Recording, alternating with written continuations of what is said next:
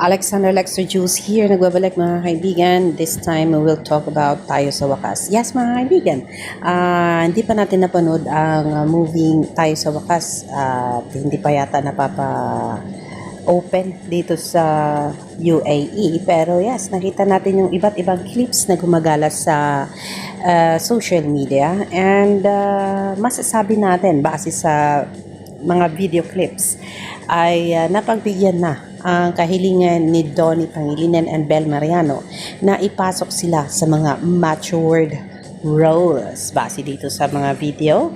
Nako,